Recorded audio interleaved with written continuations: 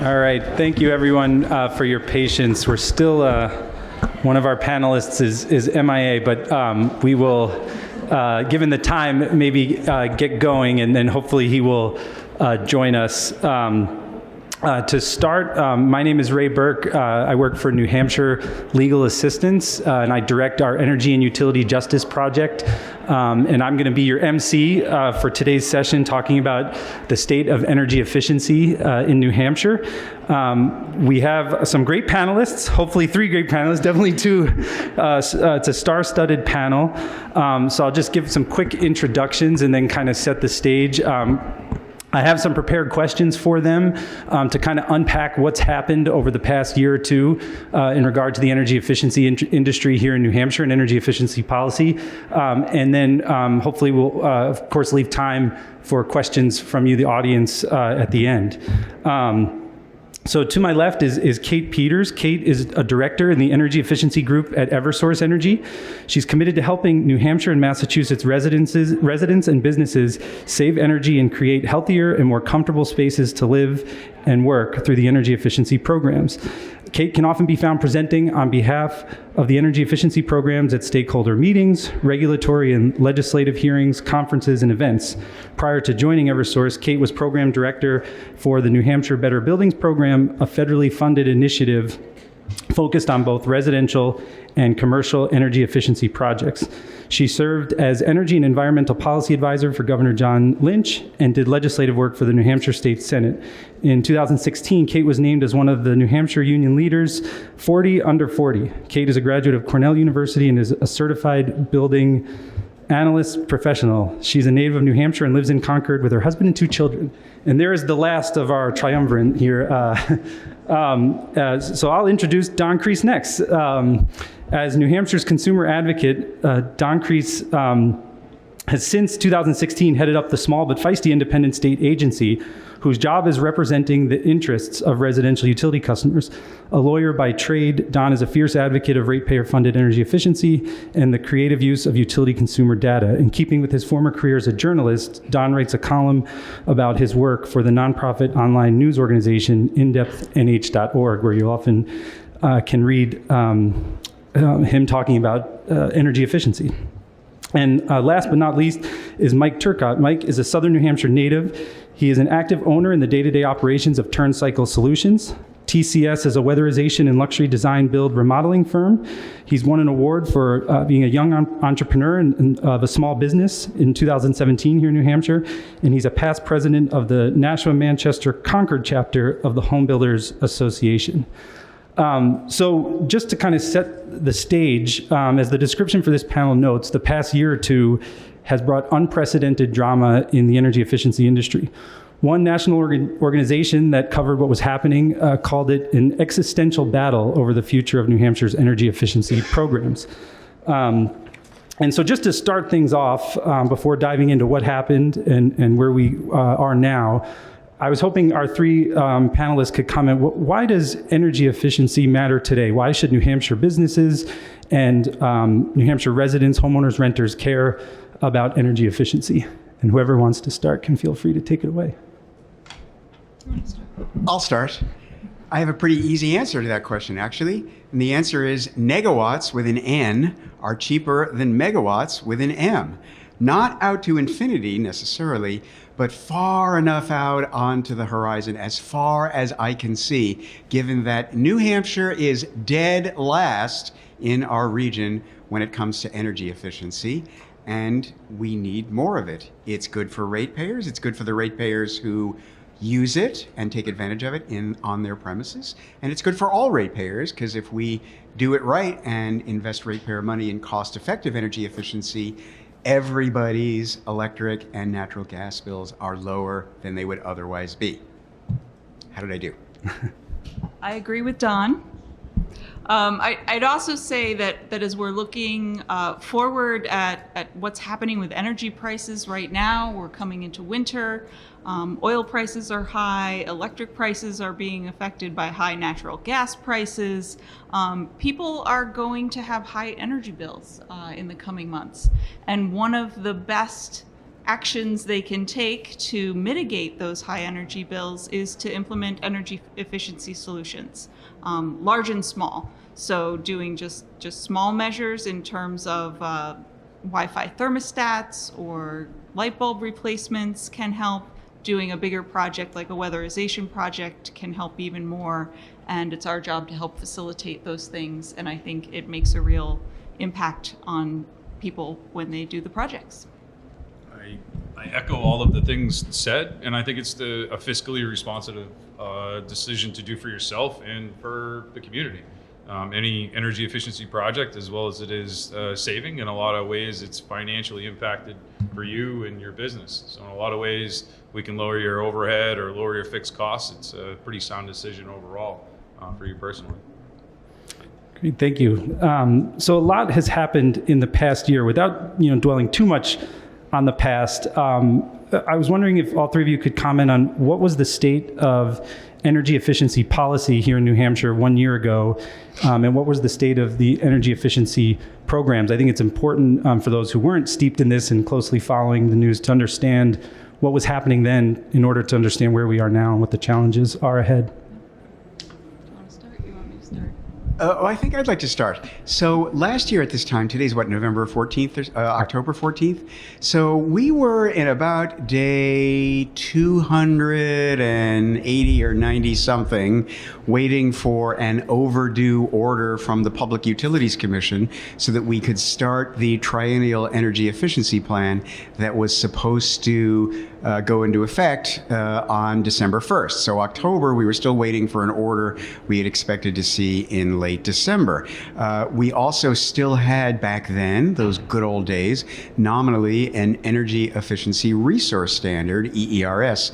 The EERS had been blessed by the PUC way back in the day, and the idea is that you would pursue all cost-effective energy efficiency, and you would do that by setting specific savings targets for the utilities to achieve, and then you would find that you would raise or lower the system benefits charge and the LDAC charge on electric bills to cover what it costs to do that. And it's a good investment because it's cost effective, right? Otherwise we don't do it. And we'd worked with the utilities on a triennial plan that we thought was really awesome. We were going to save 4.5% of the utilities baseline sales in, I think the baseline year was 2018, 2019. And so that's what we were doing a year ago. We were waiting for an order that we ultimately had to wait, 316 days for. Yeah, so just a little bit broader context, we were indeed last year this time we were waiting. Starting in 2017, the state had started to ramp up energy efficiency goals and spending. As Don noted, we implemented through the regulatory process an EERS, which essentially increased our goals for energy efficiency. So the budgets from 2016 went up in 2017, they went up again in 2018, they went up again in 2019 and 2020. And so we had been on this path of increased energy efficiency programs in New Hampshire, and we had submitted a plan 2 years ago to the Commission to continue increasing the investment in energy efficiency. And we were waiting for approval of that plan, and we were kind of in this weird interim space where we were running programs, but did not yet have an answer on whether we could do more or not. So we were in a bit of a holding pattern, but running programs as we normally did. And what happened, I guess I'll go into what happened because there's only so much you can say about waiting. Reminiscing about what we did. We were waiting. It was a dream. It turns out it was a dream space. I wish we were still there. And maybe Mike will be able to help fill in on the impact. So we received an order from the Commission in November of last year that had a very immediate and dramatic impact on the programs. It was essentially an order that said, we don't approve your plan, and furthermore, you have to have these certain limits on the budgets that you spend this year in 2021, and it was November. We had been doing projects all year long, so there's not a lot of runtime to adjust spending in November, and a whole bunch of other kind of elements. We're going to ramp down the spending in the future. It was a very dramatic stop and draw back. And so that next week, as we took all of this in, we realized we have to start calling our contractors and telling them we don't have any more money to spend this year. The PUC just told us we can't spend any more money, essentially, was the effect of the order. And contractors and customers had to stop what they were doing immediately in their tracks. So that was... It was like a stop work order. Like when you're doing something wrong, you don't have a permit. So it was like we had all our book of business ready to go. And I'm sorry to interject, but you know, we knew that there was this looming in the balance per se at all times. It was this ghost that we didn't know if it existed or not. It was there, it wasn't there. And as an implementer, the impact was devastating. So like we had just made it through COVID, which we, as a result of that, working in people's homes in a residential setting became extremely complicated. We pivoted and moved, and I mean, we did whatever it took to maintain and keep our work staffed, because we knew that, hoped and prayed like everyone else, that it would work out and develop and we'd be fine on the other side of it. And you know, you kind of get that hurrah moment like everyone had after COVID kind of settled down to a point in some capacity, and we were able to go back to some normalcy. And immediately, almost like a punch in the face, like after getting out of the hospital from your first injury, I got the axe at the knees on the second one. For me personally, I am a blue collar, I was raised in a blue collar house, I own a blue collar business. I was at hearings in Concord trying to understand what my fate was, essentially surrounding this, and it was pretty overwhelming, and I'll tell you, like way above my, I was punching above my head to try to understand the concepts of this, and there's great people like Kate and Don that kind of support people that don't understand it as well, so I'm pretty honored to sit with them, I guess, up here. But from an impact standpoint, it was devastating. We got a call literally a day, finish up whatever you got this week, and I'm like, this week? Like we got 3 jobs, so can we pile in like maybe 6 more this week? Like, no, you got to send us whatever it is, and we trailed off from there. Could I just say, I've been involved in this since 1999.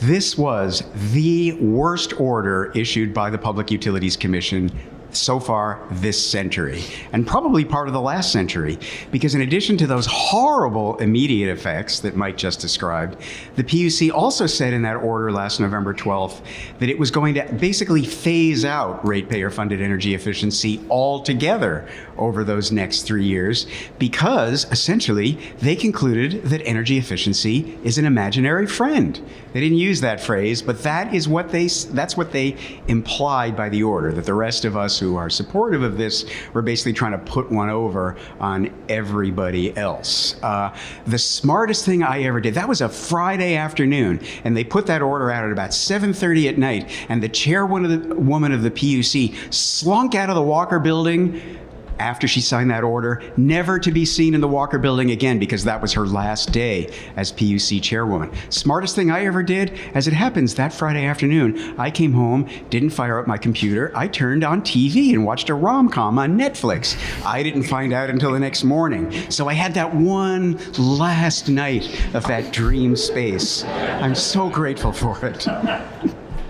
This is what we would have missed if he didn't come walking in. That's why we were waiting for Don to show up.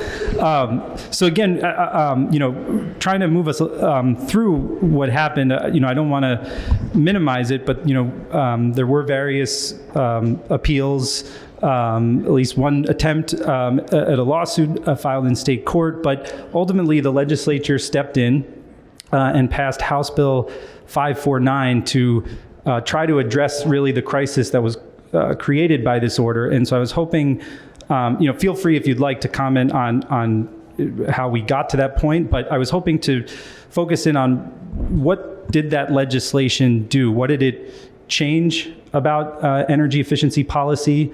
What didn't it change? And how did it impact the implementation of the programs? Well, House Bill 549 did some interesting things, and one of the things that it did that I really like is that really for the first time, it enshrined ratepayer-funded energy efficiency in statute. So it's very clear in RSA 374F3, paragraph 6A, subparagraph D, in case you're wondering, that energy efficiency is the official public policy of this state, ratepayer-funded energy efficiency. The legislature restored the energy efficiency charges to their 2000 levels, which was but it also said that those charges can increase every year according to the inflation rate plus a small adder of 0.25 percentage points. And it said to the PUC, make the utilities submit a new triennial plan to you in the next few months to cover the rest of this triennium, and then submit a new one on July 1 of next year to cover 24, 25, and 26, and use the Granite State cost-benefit test. We have a fabulous, tailor-made for New Hampshire cost-benefit test. That November 12th order basically said, hey, your test is baloney. The legislature said otherwise. I think one of the most impactful things to me of House Bill 549 actually was kind of how it came about and how it came together. The one thing about the dramatic stop of the programs is that it really brought to light in a very real way that maybe legislators and others outside of the industry had not realized before just how important the efficiency programs were to a lot of people in the state. There was an outpouring of effort, of concern. We had large businesses calling their legislators saying, wait, these are important programs to us. We use them all the time. We had an incredible group of contractors working with Clean Energy New Hampshire and the Home Builders Association, getting the word out about the jobs that they support, the type of people that they serve and how they help those people in their homes. And so there was this kind of groundswell of awareness and interest in energy efficiency that had not happened in the state before. And I think it was a moment that allowed a lot of people who maybe didn't quite understand on a policy level or didn't agree on a policy level with what we were doing to see and understand the real impacts to businesses and to people, and provided the support, the overwhelming support that bill got in terms of passing the House and the Senate and being signed by the governor. And Mike, I know you were part of that. You mentioned being at the State House. It's been a unique experience for me. Like I said, punching above my head. So sitting in, fortunately, I kind of get to be on both sides of the coin on that specific effort, I should say. So I was a past president of the Home Builders Association. I had recommended. I went to the building community and said, this is impacting you. Every new construction house you're building is somehow affected back to this program. Anyone that's building a high efficiency house is getting, in theory, some rebate back from the utility company. And that shuts off. If this program funding doesn't come back, that's off. And so now that the energy code, I'll talk about impacts of that, right? So as you're building these higher efficiency houses, some of that cost is offset by these programs, or it helps fund them to go the extra mile, extra inch, whatever you want to call it, to make that progressively move forward. So I grabbed the attention of our base in the Home Builders Association, and I went to our executive director and said, you guys got to figure this out. We have legislative money, let's go to work. And so Matt Mayberry, fortunately for us on that side of it, didn't do everything I wanted him to do, but I'll take what I got, I guess is what I'll say. I would have fought in different directions, but then on the other side of my division is that I was an active partner in suing the legislator with LES, with Clean Energy, I should say, sorry. And so it was an overwhelming experience, and my wife would always come home and just say, why don't you just sell insulation to just people directly, rather than going in this niche market that's so complicated and so convoluted to navigate. And like a lot of things, I didn't answer her. I pretended I didn't hear her, and I walked in and did something else in the other room. And fortunately for me, I'll tell you, she's one of the best people on the planet. And in April, she's come to work for our business, and to no fault of her own. I think she gets it. So the weird part for me is I started doing this when I was 23 years old. I worked under Dana Newt in the low-income sector, doing low-income energy audits, and I just have this drive and love for helping people to see where they can actually make an impact in their life and increase their quality of life, the health and safety in their home. These programs don't just do, we're not just like sloppily throwing insulation in the wall and it makes an impact. I mean, our installers are all quality trained. They have to be kind of carpenters, they got to be insulators, they got to be good communicators. And then in the back end, our office has this like just ice cream headache of a process to get a customer qualified and push through the process. And then every year the program funding does this. We got tons of money, now we have no money. We got tons of money, now we have no money. And it's this little thing. I think secretly I really like that part of it though, because it's like every year, it's a really, this cool kaleidoscope that I got to try to figure out to get the view right. So, sorry. Okay, so first of all, I just want to thank Mike for sharing his view of reality. On the one hand, like I'm the state's ratepayer advocate, right? My job is advocate for the interests of residential utility customers. And on the one hand, it's kind of dispiriting to discover that no matter how much I howl about something being good for ratepayers, nothing happens. But as soon as the business community figures out, ooh, this is bad for us, then all of a sudden, bing, House Bill 549. But on the other hand, you know, this is such compelling stuff, right? Because think about the business that Mike Turcotte is in. I am fortunate to have a degree with the letter D in it. But I am not the future of New Hampshire. What is the future of New Hampshire? What will make this state the sort of viable community that will mean people will want to live here and raise their families? Well, there has to be work for people who don't have advanced degrees. You have to be able to come out of high school and maybe get an associate's degree or study one of the trades and do work with your hands and make a decent living. This is important work. It creates wealth that stays in the state. It puts people to work, and it keeps our state viable as a community. It is very important.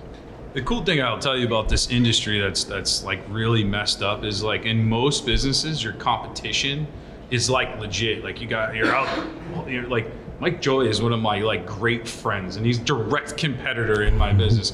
Bill Newell, one of my competitors, but like, we don't look at it like that. There's enough work out there. There's enough work to be done. We don't look at it like that. You're just sharing, we're just selling. It's just like a gas station. Where you are is where you're going to buy from, right? And like if they're Manchester area, maybe they buy from Mike. If they're Southern Hampshire area, they buy from me. If they're north of Concord or that area, they buy from Bill. All I care about is that they buy into the program, and it keeps engagement and moving it forward, is what I'll say too. So that's a great segue. Speaking of moving forward, now that we've talked about, I think it's fair to say House Bill 549, the intent was to try to return some stability to the programs after the order. But I guess where are we now? What are the challenges going forward as we look toward and are in the process of developing the next 3-year plan?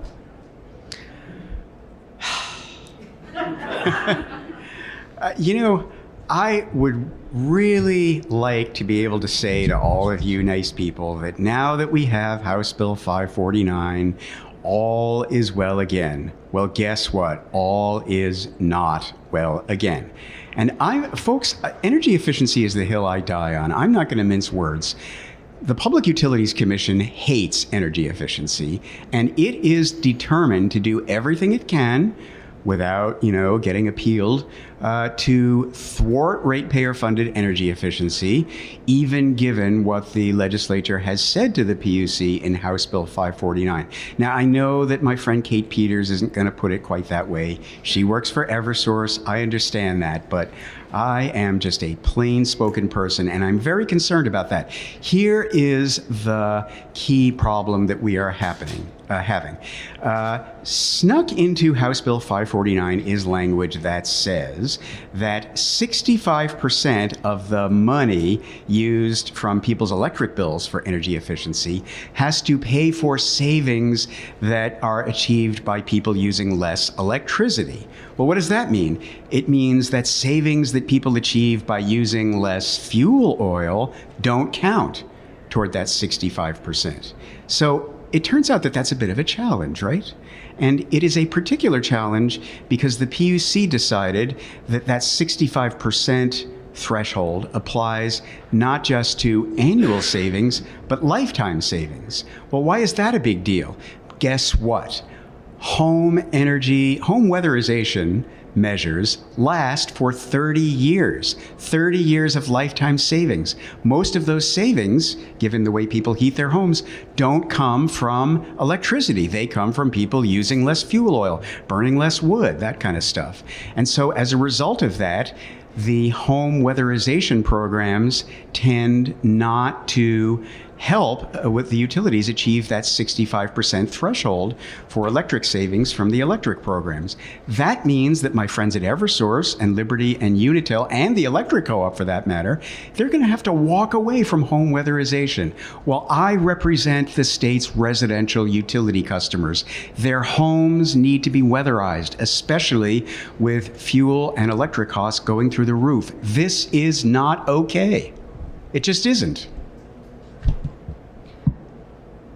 So I don't say things as well as Don does, but I do agree that this challenge that he just described is a real challenge for our next planning process. So the good thing is that we have a funding level in the law, and so we have some level of assurance in terms of how much money we will have for efficiency programs, and we have a planning process that we are using to kind of put that money into the budgets and the measures and kind of create a plan for 2024. 2023 is already approved.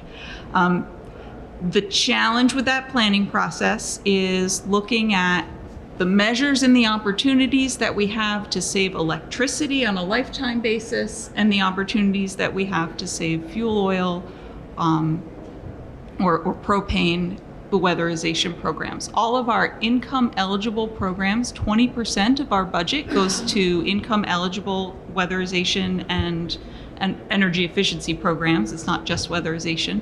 And so that's a big chunk of the budget. That chunk of the budget gets primarily MMBTU savings, not electric savings, because that's the savings you get in homes. MMBTU savings is savings of fuels other than electricity. So heating oil, wood, propane. So let me just put a question out to the group, right? Everybody in this room is a residential electric customer, I'm guessing. So do you care about whether the money you spend on energy efficiency via your non-bypassable system benefits charge helps you save money on your fuel oil bill? Do you really care? You just want to, I'm guessing the answer is no, because you just want to save money. You don't care that some, maybe even most of those savings are achieved via less fuel oil. Why is that requirement in House Bill 549 then? I'm not going to tell you because you folks are smart enough to figure that out for yourselves. I can do one better. So if you live, I get two questions for you. One, do you live in New Hampshire? And then in a second, I'm going to ask you to raise your hand.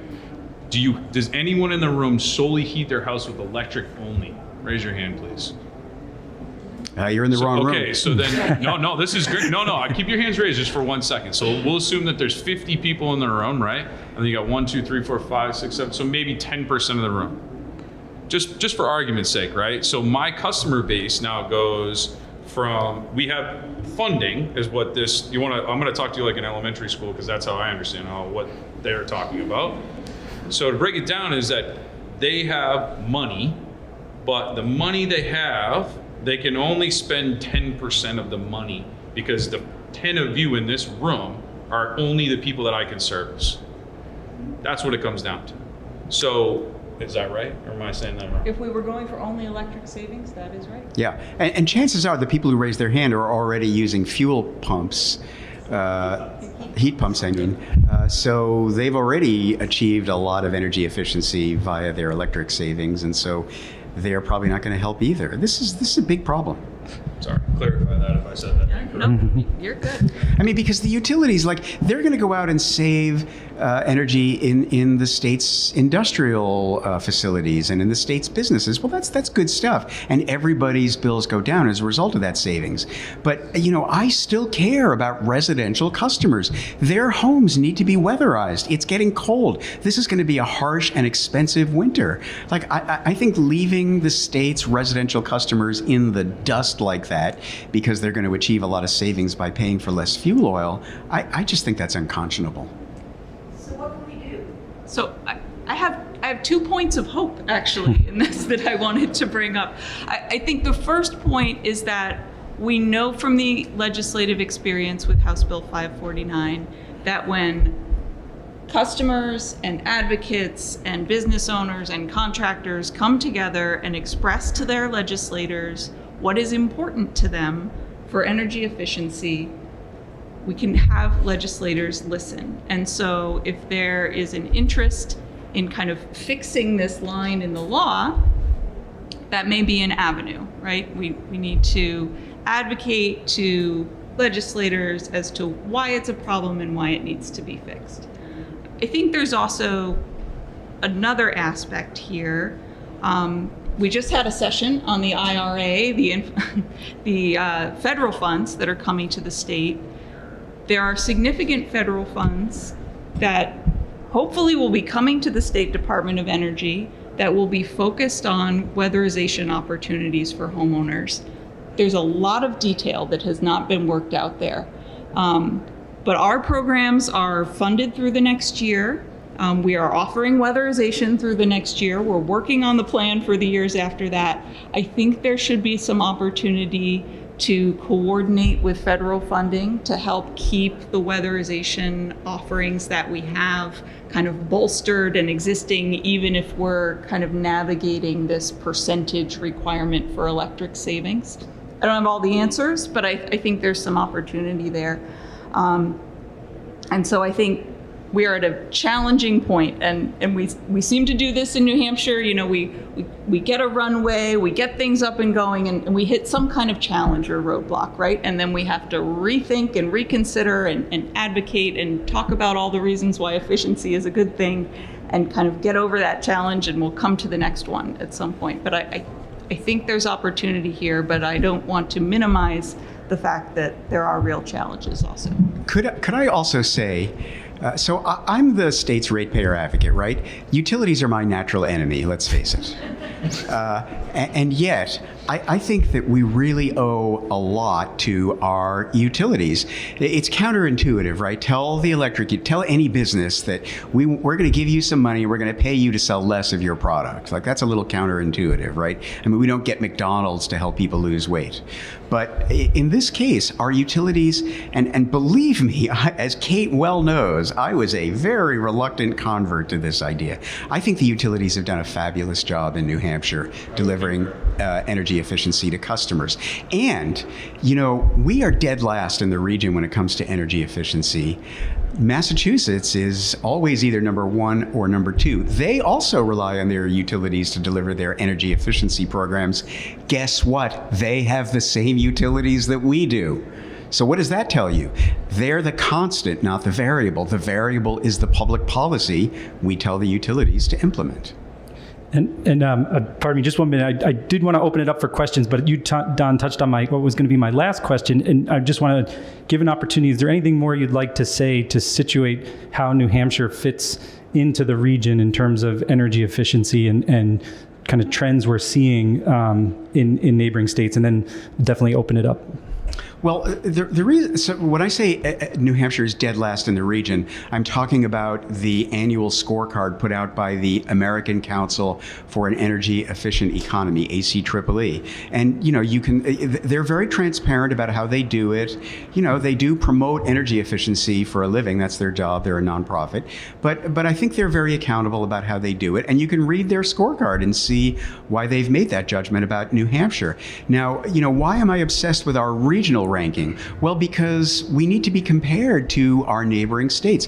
We're competing with them for jobs, for economic opportunities, that sort of thing. And we have the same sort of climate and energy challenges that our neighboring states do. I love Montana, but I don't really care whether we're ahead or behind Montana. They're in a whole different part of the country with a different set of energy challenges. We are a lot like Vermont and Maine. Why are we so far behind them?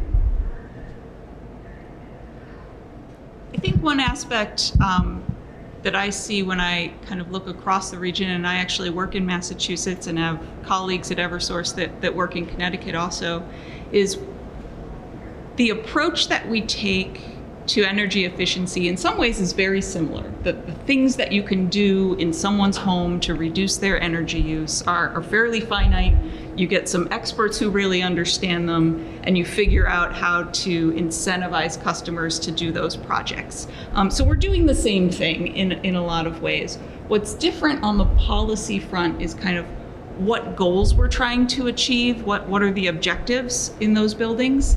In New Hampshire, here we're very focused on reducing energy use, and now even more on reducing electric use in particular with this interpretation.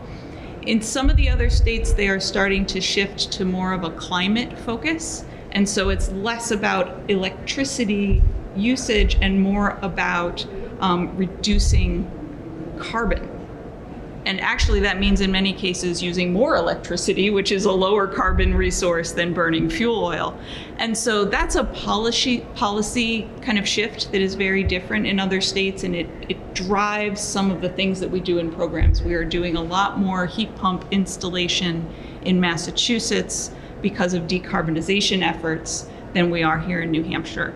And I think from a utility perspective, we want to make sure that we are understanding the state's goals and that we are running programs that achieve the goals that are set forward for us. That's our job as program administrators. But I do see some of the benefits in other states just in terms of taking a bit broader look at what's happening in that home and how we can reduce usage when you look at it as a whole carbon footprint analysis rather than just the focus that we use here.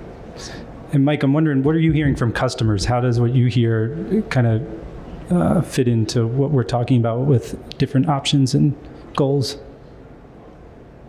Our customers, I think in general, are our housing stock. I should probably start there more than probably anything. That's probably the most intuitive thing, I guess what I would say is, think about the housing stock that we live in within New Hampshire. Some of the oldest housing stock, I think the oldest house we've worked on is like 1700.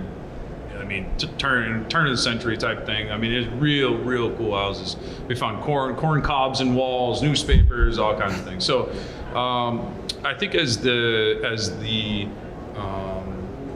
my grandfather would say, as the Q-tips move to Florida or some other place, I'm being facetious when I say that, then there's a new rejuvenation of people that are buying these older homes and that have these character, but they don't want that draft. They want to bring these houses into the 21st century, I guess is what I'll say, with heat pumps and electricity. Our phone rings, last year it rang about, I felt like 4 times all year long at some times. And now it's since people are actually starting to heat their homes, this is about the time where the rocket starts to rumble a little bit and then it's getting ready to take off. So Thanksgiving is when things are, in our business, in this specific division of our company, are screaming. So we feel it. The phone is constantly ringing in the office, and we're doing client intakes and qualifications, and I think it's even more important right now because of the way that the rates are of everything that are going up. It's starting to make people more conscientious. Even if you have a little bit more money, the cost of inflation, the cost of electricity, cost of everything, every bill is getting higher and higher and higher, and now people are starting to drill down on that and realize that energy efficiency is an opportunity for them to actually lower one of those bills in some capacity. So I don't know if that directly gives you a storyline, but the impact is, at least for us at the current juncture and the way that things are trending, I believe that there will be very high demand based upon the way that the consumer is buying from us at the moment. Great, Yeah. thank you. So, sorry, go ahead. Well, so to state the obvious, everybody should click on NHSaves.com and make sure that they're personally taking advantage of the programs, because the more use the programs get, the better off we all are. Is anybody here but me on Twitter? Because I follow the New Hampshire House Republicans and the New Hampshire House Democrats, and maybe some of you have noticed that they have been tweeting like heck at each other over the last week or two because of energy. And, you know, whether that's good or bad, I noticed that there is not one word about energy efficiency in those tweets that are hurling back and forth. Maybe that suggests that energy efficiency isn't really a partisan issue. It certainly shouldn't be. So in terms of what can you do, well, the dust will settle on November 8th eventually, and then figure out who your legislators are and make sure they know you care about this. So we want to make sure we leave some time. It looks like we had some hands up already. We'll just start right there. Sure. Okay, so we haven't discussed politics at all, but these PUC judgments are not just happening by accident. There are people who are receiving a lot of campaign funding from fossil fuel industries, whose portfolios are invested in fossil fuel industries. It's, you know, there's a finger on the scale. I'm not sure how to proceed. And it's really hard to talk to voters about something that's complicated. Could everyone hear that? Does anyone need me to repeat? Okay. Anyone more of a comment than a question? Yeah, How do we proceed, given, aside from being able to tell everyone, vote the way I tell them to? I'm a state employee and a public official. I am a resolutely nonpartisan public actor, and I really just have no comment in response to that. Yes, right here. Rob Warner, League of Conservation Voters, also chair the Energy Committee. A comment and a question. I would say that House Bill 549 was passed because everybody was feeling political pain. The governor, the legislature, business people, contractors, organized by Green Energy New Hampshire, did a great job bringing that pain to bear in public pressure. But that's what did. So we have to keep that kind of pressure on if we want to change things. I have a question about, as we move forward with the CPI and the fact that inflation has been running so high, when did the year start, 3-year average if I recall? When does that start? When does that money become effective? How does that work? If I'm remembering correctly, it's the State Department of Energy that makes that determination. Aren't they about to do that? Am I remembering this right? James Butler is nodding at me from the audience. So yeah, the State Department of Energy does the calculation. You're right, it's a 3-year average, and I'm not sure what the time window is exactly. How does that all begin? I'd have to get back to you. I don't know off the top of my head. I'm pretty sure they're about to make that calculation. And yes, the hyperinflation we're in now will have an impact. It's sort of That a... happened in Social Security payments. Yeah, it's a bit of a silver lining, but you know, people, you know, when your electric bill is going up by 60% in one fell swoop, that's cold comfort. Yes. So I'm Mary, and full disclosure, I work at Unitil, and Kate and I are colleagues in this. So the new year, just to answer our question, will start January 1st, and that's one of the casualties of our original 3-year plan for this current period is that we had proposed and had settlement across the board on transitioning from a year-by-year, every year's different plan to a 3-year plan.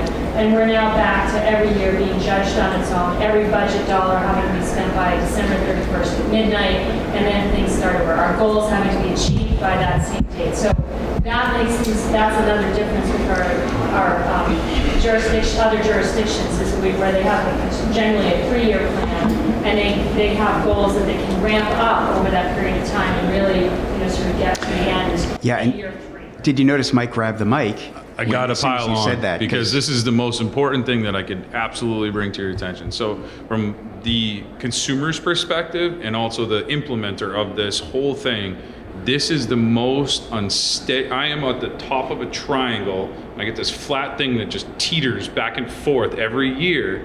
So in some years, we get shut off. Like we have no funding per se through the program in July because the budget was spent, or there were so many big projects that the funding was burnt up earlier in the year. That's great. That's the best case scenario. It's not great for me as a business owner, but it's great for the community, and I can get down with that.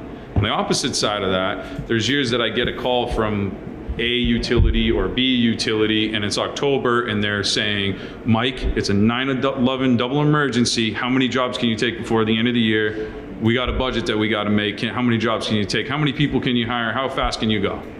And then we got to get every person we know and get in every attic we can get our hands on and get that project moving forward.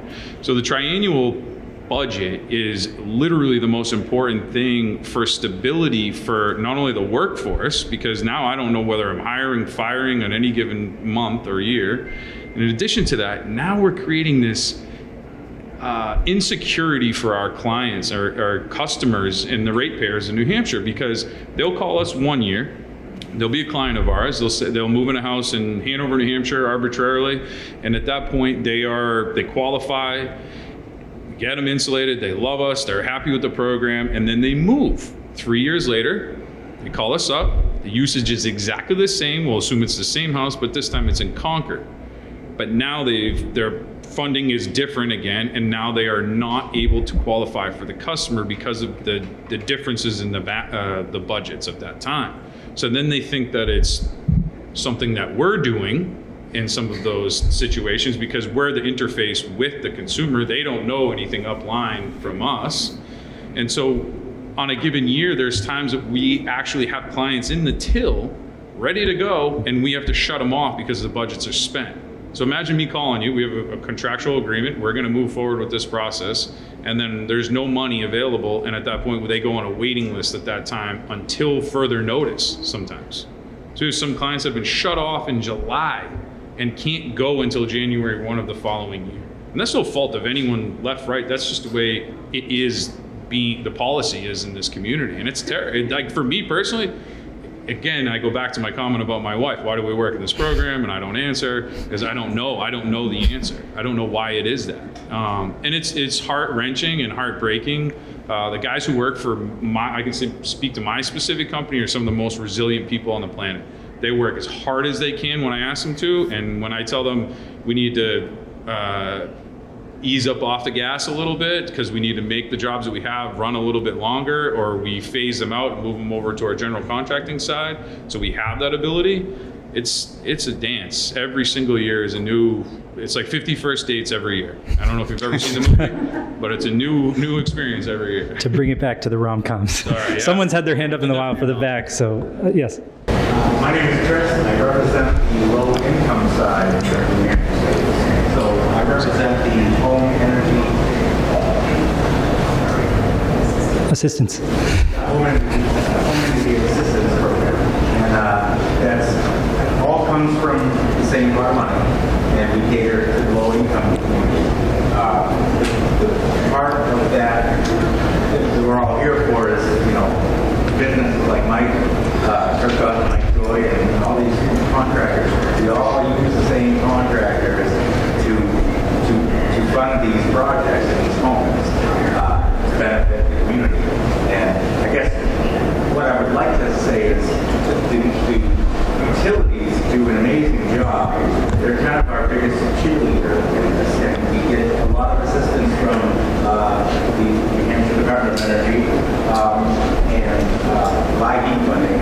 But the utilities are really our biggest cheerleader. How I see on Facebook and all these places that all the utilities you're charging us and it's wrong and you're crooks and this and that. How can we help the utilities kind of mold into more of a positive eye? Because it's obvious that we want to do something better for the community. You want to help on this level. And how can we help you, the utilities, do that? I mean, it breaks my heart every time I see it, because I don't think of you at Eversource like that, Yeah. Because you do so much good. They don't see the good. We want to make sure we spread the good. Thank you. I really appreciate that, Chris. And I think honestly, like, you guys are out there in the field doing incredible work for our customers on our behalf. And that's just, like, I can't even put into words the amount of work that the CAP agencies and their contractors do to help income eligible customers in this state. And I think maybe I'm shifting the conversation back to where we started a little bit again, but But those income eligible customers that you are helping through the programs that we're working with you on, they're saving heating oil and kerosene and propane, and sometimes they run out of those fuels and they're turning the oven on, and then they're saving electricity when we weatherize their homes. And so to be able to continue to achieve the energy savings for those customers, we need to make sure we have the right policies in place, that we don't go into those homes thinking about what fuel do they use. We go into those homes thinking about what project can we do to make the biggest impact for this customer while we're here. Let's do as much work as we can in this home while we're here with the funding that we have, and make the biggest impact so that we can then move on and do the same for another income eligible customer. So thank you for the work that you do every day, Chris. I'm so glad we got that in, because I was thinking that one of the ill consequences of having our friend Ray Burke serve as the moderator is that he isn't up here talking about the importance of the fact that by statute in House Bill 549, it sets aside 20% of the money for low-income programs. And it's a very important part of ratepayer-funded energy efficiency. And I will say, in addition to the CAP agencies, New Hampshire Legal Assistance and its Utility Justice Program are pivotal in making sure that the interests of low-income customers are protected. Nobody needs weatherization more than the income-eligible people who are really struggling to live on a day-to-day basis. Unfortunately, those electric savings that, or the savings that we achieve from weatherizing the homes of poor people, that also impacts this 65% calculation. And so as to everybody who doesn't qualify for the Home Energy Assistance Program, the problem is exacerbated because it will be harder to weatherize those homes. We have to throw in the Hampshire letters to do it. I mean, that's, the money's also going there for the low income. The electric assistance program is huge in the state of New Hampshire. And I think that needs to be bolstered up. Come up with a better system to kind of guide that through so that it's easier for us to get that funding to the clients. The utility, just for clarification, I'm going to go 1 second on that. So utility is really just like the toll booth, in which like they tell and understand and delineate what the law says per se, and tell us what the budget is. When I'm speaking about the budget, I just want to be clear in my statement that Kate and I have a great relationship. I have no beef with Kate in any manner. She's really just a toll booth and kind of like the chaperone to tell us how and what budgets are available and why they are, and kind of guide that. And they have counterparts at other utilities too. So when I talk about the budget and the instability, it's not at the utility level. They're just a program facilitator. It's above that, I guess is what I'll say. And they're the kind of like the facilitator, moderator of those programs. So if that came out unclear at any time when I spoke, I just wanted to clarify that. So I saw 2 new hands up, but was there another hand in the back that I saw next to Chris, or was Chris's the only? I just want to make sure I recognize. Okay, so you had your hand up. I have first question is, leaving aside the low income portion of your work, for an average middle class homeowner, why is it necessary for the government to give them money to weatherize or to do a free energy audit if that energy audit and the subsequent investment, weatherization is going to be pay off, reduce their future utilities bills more than the cost of it? I mean, people do things all the time. They invest in all sorts of things without the government telling them to, just based on their own evaluation of the, I can understand if someone doesn't have enough money to afford it up front, but otherwise I don't even understand why you need it. I think, maybe I'll go and you go, because you probably have a good perspective. So the programs are designed essentially to reduce market barriers. So there are reasons why a homeowner who has the cash to afford it, right, should invest in energy efficiency. And we actually try to design the incentives that we provide to, what they're doing is trying to tip the homeowner over that decision point, right? And so it's better for all of us, as Don noted, that we do more efficiency sooner, because it reduces loads in the state. Like the more efficiency we can do, the quicker in time we can do it, it's better for all of us in the long run. So the programs are designed to get people to make that decision to invest in efficiency sooner rather than later. And The incentives that we offer for a market rate customer, which is someone who should be able to do a copay, are different than the incentives that we would provide for a low income customer or a moderate income customer. So it's a little bit about reducing barriers and trying to tip that decision point so someone decides to do the project now. That's, yeah. I mean, there aren't incentives to like repave your driveway when it needs to be repaved. People do it all by themselves. But bigger picture, what you're hinting at there, though, is that the reason you want to reduce energy use and encourage efficiency to reduce energy use is that there are costs borne by people outside yourself. So Yes. every bit of energy I use makes the peak demands of every utility higher and therefore increases bills. So that's a negative externality from using more energy, and I understand that. The biggest single one, of course, is climate change, which is a huge negative externality from people using energy. But isn't the best way to address that to raise the price of energy? Because what you're saying is that I, as a homeowner and a ratepayer, am not paying the true cost of energy. Because when I pay my electricity bill, no matter how much I complain about it, it isn't compensating for the increase in the load capacity, never mind what future generations are going to have to live with because of climate change. And so the solution is to raise the price of energy. And I know politically that's very difficult, but if you rebate it per capita, it actually helps people on the bottom. So I just don't... I'm going to interrupt because you're going way down like a rabbit hole here. You asked what the push was for the rebate program specifically for a middle class income. Define middle class. Because my customers, I can tell you wholeheartedly, are potentially, they have enough scratch to just be able to pay their bills and make it work. So from my perspective, my customers, the people that I'm serving, sir, are people that need this little bit of assistance, but maybe their income doesn't reflect that to a T, okay? So it helps them, these programs, at least on a lot of my clients, on a first case basis, have this little budget that they could set aside for a home project, whatever that is, and this is one of those bills that's creating heartache, and this has and now is in this situation. So it does two things. One, it helps that person that may be just teetering on that edge, and it gives them just a little bit more scratch to make the difference in moving that project forward for them and making a real impact in their quality of life. And oh, by the way, now it makes a difference in climate change and ratepayer peak demand and all these other things. But again, you're getting back to the energy. I don't want to cut off. I just want to make sure we're running out of time, and there were a couple more hands up. So if we have time, we can come back to that. But I saw at least two hands up. I think you in the. Yeah. Well, we don't need to go there. Let's just, here we got some other questions. Yes, you in the front, and then the person in the back will go next. So I just wanted to know if there was any effort after the PUC's decision about how to interpret HB 549, if there has been any effort yet in the legislature to redefine it, to revisit that one line and to change it so that it makes more sense.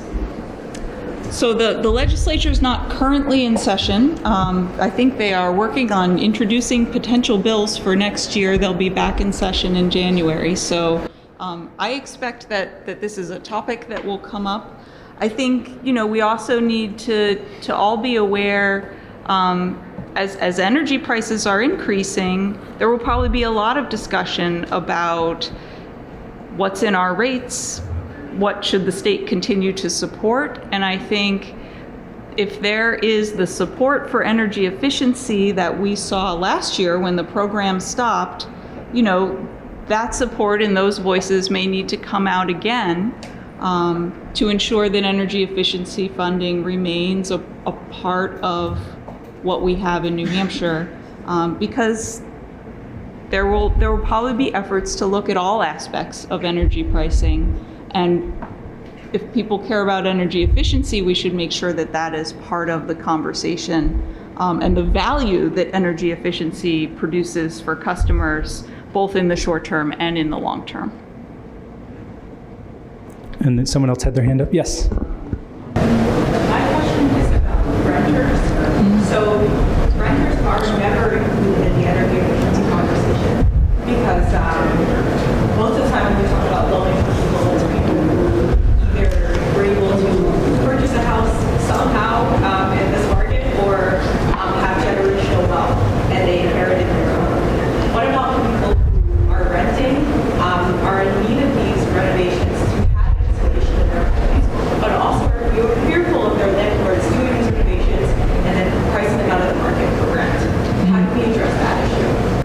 Yeah, thank you. That is a significant challenge and topic of conversation. The income eligible programs that the CAP agencies run, they serve a lot of renters. They work with landlords all the time. If 50% or more of the customers who live in a particular renter building are income eligible, we can service that entire building at 100% incentive. So there is a lot of work going on in the income eligible space for renters. It gets more difficult in the programs that have a copay and aren't serviced by the CAP agencies. So if a renter wants to do a project, there's all sorts of different relationships. Maybe they pay the utility bill, maybe they don't pay the utility bill. Is it a condo that they're renting? There are all these things to navigate. If we're going to do kind of physical work to the building that the landlord owns, we do need permission of the landlord to do it. And that is a tough conversation for a lot of renters to have. You can do things that are within the unit that are kind of smaller, not the big weatherization measures, and we need to make sure that renters know about those. But I do think the topic of helping make that connection between the renter and the landlord and the value proposition is something that we need to tackle further. And as you said, there's a kind of a gentrification issue. We don't have an ability really as the utility company to tell a landlord what they can do in the future. But that may be a discussion for a state policy objective that we could have. I agree, you're highlighting a really important area that probably needs some more work in the policy arena. And even though I'm the moderator, I'll just comment quickly and say there are some, it's a problem everywhere, and there are other states also looking at this. And so I think there's an opportunity. There's some work underway in other states that hopefully we can look to and see how they tried to improve. That too, they're already underway, so we could kind of, we don't have to necessarily reinvent the wheel, but I agree, we should be doing some, not necessarily waiting, but looking at them and trying to build on it. I thought I saw another hand up. Yes? Yeah, I think it just explained to me, I need help. I'm running for office, and the political will is really important. I'm not able to, or even, if New Hampshire is dead last, right, in efficiencies, and let's say Massachusetts is in the top, that's not really reflected in the wallet. Energy bills in New Hampshire are not like triple Massachusetts energy bills for the same, house. That's true. So that gives the argument for some to say, look, we're doing fine. Our bills are still our energy is, our electric bills, our energy bills are still less than Massachusetts. So how do you push efficiencies? How do you say? I know that's not right. There's something there wrong with that equation, but can you maybe explain that better? Yeah. If our efficiency is dead last, why aren't our energy bills, the dollar, double, triple of our neighbors? I think that's an interesting point. I don't know that we have a holistic picture, actually. If you take into account the housing stock in New Hampshire and the amount of heating oil and propane that customers are using in addition to their electric bills, I don't know that we have a comparison actually between the states. I think we have a higher proportion of customers in New Hampshire that heat their homes with oil than we do in Massachusetts. We have a lot more customers on natural gas in Massachusetts, which is a cheaper heating fuel. So my guess is that if you did that analysis, you would find that the all-in energy bill of an average customer in New Hampshire is likely higher than that of Massachusetts, but I don't have research on that. It's a very interesting question. I just would caution everybody. First of all, we're in a very volatile period right now when it comes to electricity rates. But overall, I would, particularly for folks running for office, I would say make sure that when you think about that question, you look at people's bills, not the rates.